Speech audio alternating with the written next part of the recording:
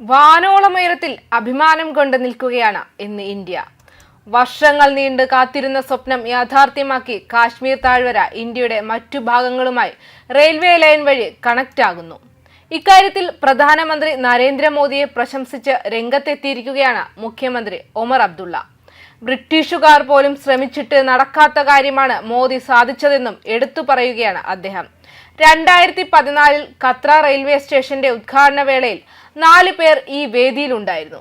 നിങ്ങൾ തിരഞ്ഞെടുപ്പിൽ വിജയിച്ചു, ആദ്യമായി പ്രധാനമന്ത്രിയായി. അന്ന് പ്രധാനമന്ത്രിയുടെ ഓഫീസിലെ സഹമന്ത്രി ജിതേന്ദ്ര സിംഗ് സന്നിഹിതനായിരുന്നു. നമ്മുടെ ലഫ്റ്റനന്റ് ജനറൽ മനോജ് സിൻഹ സാഹിബ് റെയിൽവേ സഹമന്ത്രിയായി ചുമതലകൾ നിർവഹിക്കുകയായിരുന്നു. ഞാനിവിടെ മുഖ്യമന്ത്രിയായിരുന്നു. വൈഷ്ണോദേവിയുടെ അനുഗ്രഹത്താൽ സിൻഹയ്ക്ക് സ്ഥാനക്കയറ്റം ലഭിച്ചു. ഇപ്പോൾ ഞാൻ കേന്ദ്രഭരണ പ്രദേശത്തിന്റെ മുഖ്യമന്ത്രിയാണ്. നിങ്ങളുടെ മേൽനോട്ടത്തിൽ മാത്രമേ ജമ്മു കാശ്മീരിന് വീണ്ടും സംസ്ഥാന പദവി ലഭിക്കൂ. കാശ്മീരിലേക്ക് ഒരു ട്രെയിൻ കടന്നു പോകുന്നത് പലരും സ്വപ്നം കണ്ടിട്ടുണ്ട്. ബ്രിട്ടീഷുകാർ പോലും കാശ്മീരിനെ ട്രെയിൻ വഴി ബന്ധിപ്പിക്കുമെന്ന് സ്വപ്നം കണ്ടിരുന്നു. പക്ഷേ അവർ വിജയിച്ചില്ല. ചലം തീരത്ത് നിന്ന് ഉറിയിൽ റെയിൽ കൊണ്ടുവന്ന് രാജ്യവുമായി ബന്ധിപ്പിക്കുക എന്നതായിരുന്നു അവരുടെ പദ്ധതി. ബ്രിട്ടീഷുകാർക്ക് നേടാൻ കഴിയാത്തത് നിങ്ങളുടെ കൈകളാൽ സംഭവിച്ചു മോദിജി. കാശ്മീരിനെ രാജ്യത്തിന്റെ മറ്റ് ഭാഗങ്ങളുമായി ബന്ധിപ്പിച്ചിരിക്കുന്നു. മുൻ പ്രധാനമന്ത്രി വാജ്പേയിയോട് നന്ദി പറഞ്ഞില്ലെങ്കിൽ അത് തെറ്റായിരിക്കും. ഈ പദ്ധതി 1983-84 ആരംഭിച്ചതാണെന്നതിൽ സംശയമില്ല. പക്ഷേ വാജ്പേയി ഇത് ദേശീയ പ്രാധാന്യമുള്ള പദ്ധതിയായി പ്രഖ്യാപിക്കുകയും ബജറ്റിൽ വ്യവസ്ഥകൾ ഏർപ്പെടുത്തുകയും ചെയ്തതിനു ശേഷം മാത്രമാണ് ഇത് പൂർത്തിയായതെന്നും ഒമർ അബ്ദുള്ള പറഞ്ഞു. അതേസമയം ലഫ്റ്റനന്റ് ഗവർണർക്ക് സ്ഥാനക്കയറ്റം നൽകിയതിനെ തുടർന്ന് തന്നെ തരം താഴ്ത്തിയതായി ജമ്മു കാശ്മീരിൽ മുഖ്യമന്ത്രി അബ്ദുള്ള വ്യക്തമാക്കിയിരുന്നു. പ്രധാനമന്ത്രി മോദിയുമായി വേദി പങ്കിട്ട അദ്ദേഹം വീണ്ടും ജമ്മു കാശ്മീർ സംസ്ഥാന പദവി സംബന്ധിച്ച വിഷയം ഉന്നയിക്കുകയും ചെയ്തു. വെള്ളിയാഴ്ച പ്രധാനമന്ത്രി മോദി ചെനാബ് പാലം, ഖത്ര ശ്രീനഗർ വന്ദേ ഭാരത് എക്സ്പ്രസ് എന്നിവ ഉൾപ്പെടെ നിരവധി വികസന പദ്ധതികൾ ഉദ്ഘാടനം ചെയ്തു.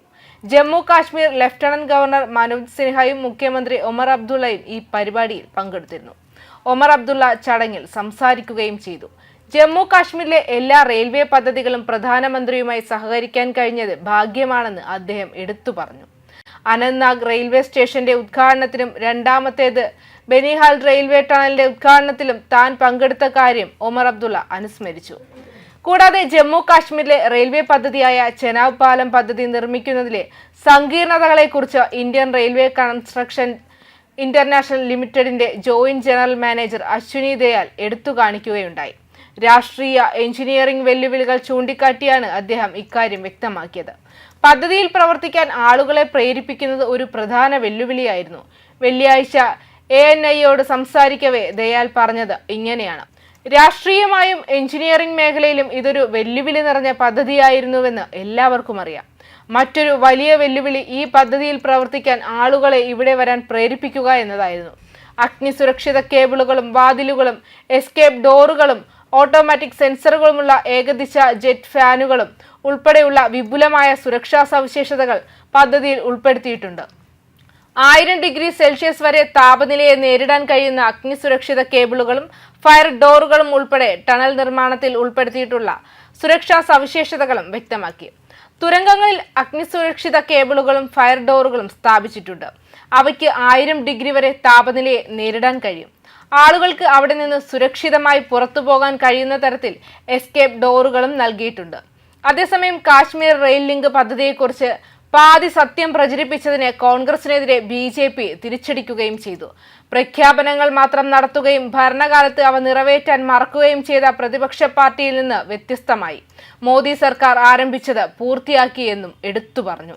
പ്രധാനമന്ത്രി നരേന്ദ്രമോദിയുടെ ദൃഢനിശ്ചയത്തിന്റെയും അത് യാഥാർത്ഥ്യമാക്കുന്നതിനുള്ള ശ്രദ്ധാകേന്ദ്രീകൃത നേതൃത്വത്തിന്റെയും ഫലമായി കാശ്മീരിലെ ഇന്ത്യയുടെ മറ്റ് ഭാഗങ്ങളുമായി റെയിൽ വഴി ബന്ധിപ്പിക്കുക എന്ന ദീർഘകാല സ്വപ്ന സാക്ഷാത്കരിക്കപ്പെട്ടുവെന്ന് റെയിൽവേ മന്ത്രി അശ്വിനി എടുത്തു പറഞ്ഞു.